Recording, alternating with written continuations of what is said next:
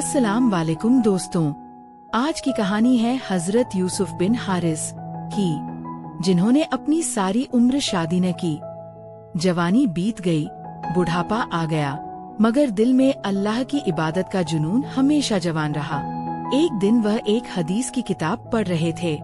उसमें लिखा था कि रसूल ने फरमाया, जन्नत में कोई भी अकेला दाखिल न होगा, हर शख्स अपनी बीवी के साथ जाएगा, और जिसने दुनिया में किसी वजह से निकाह न किया, उसका निकाह जन्नत में किसी कुंवारी हूर से कर दिया जाएगा, और फिर वह दोनों मियां बीवी बनकर जन्नत में दाखिल होंगे।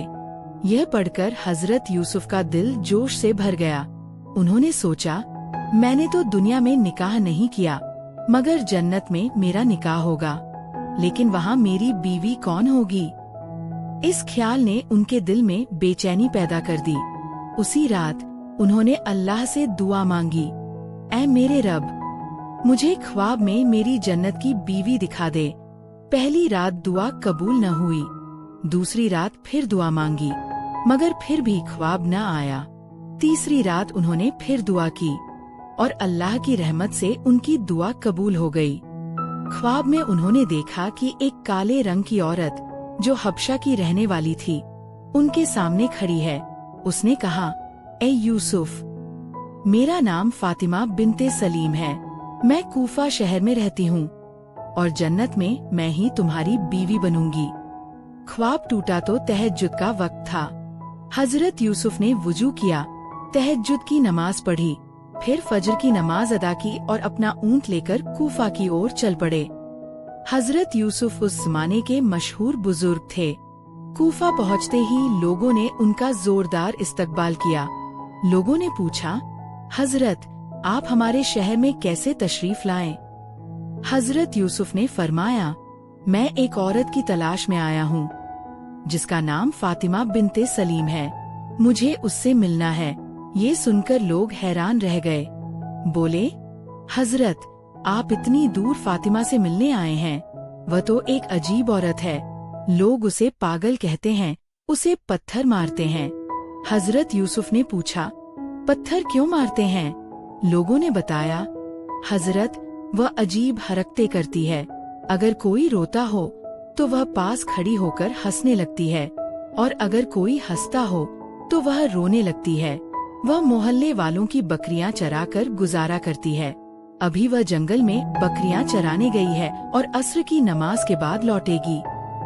आप तब तक आराम फरमाएं। हजरत यूसुफ ने कहा, नहीं, मुझे अभी उससे मिलना है, तुम मुझे जंगल का रास्ता बता दो। लोगों ने मना किया, हजरत, वह जंगल बहुत खतरनाक है, वहाँ शेर और चीते घूमते हैं। मगर हजरत यूसुफ ने जिद की, बस रास्ता बता दो। रास्ता जानकर वह जंगल की ओर चल दिए। हजरत यूसुफ फरमाते हैं, वह जंगल वाकई खौफनाक था। हर कदम पर खूंखार जानवर दिखते थे। मैं हैरान था कि फातिमा की बकरियां इन जानवरों से कैसे बचीं। इतने सारे शेर चीते अगर हमला कर दें तो वह अकेली औरत क्या करेगी? जब वह उस जगह पहुँचे जहाँ फातिमा थी, तो मंजर देखकर उनके होश उड़ गए।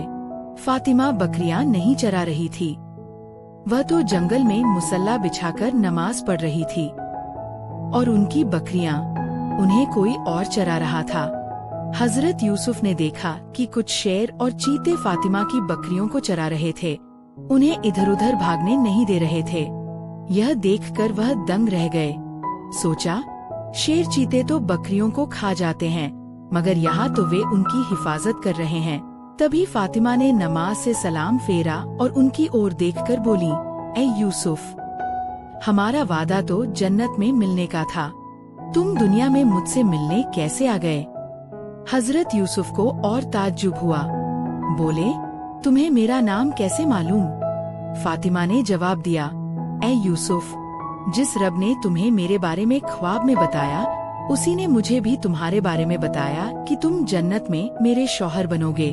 फिर हजरत यूसुफ ने पूछा, ये तो बता, इन शेर चीतों और बकरियों की दोस्ती कैसे हुई? शेर चीते तो बकरियों के दुश्मन होते हैं। फातिमा ने मुस्कुराकर कहा, ए यूसुफ, जब से मैंने अपने अल्लाह से दोस्ती कर ली, तब से इन शेरचीतों ने भी मेरी बकरियों से दोस्ती कर ली। अब ये मेरी बकरियों को कोई नुकसान नहीं पहुंचाते।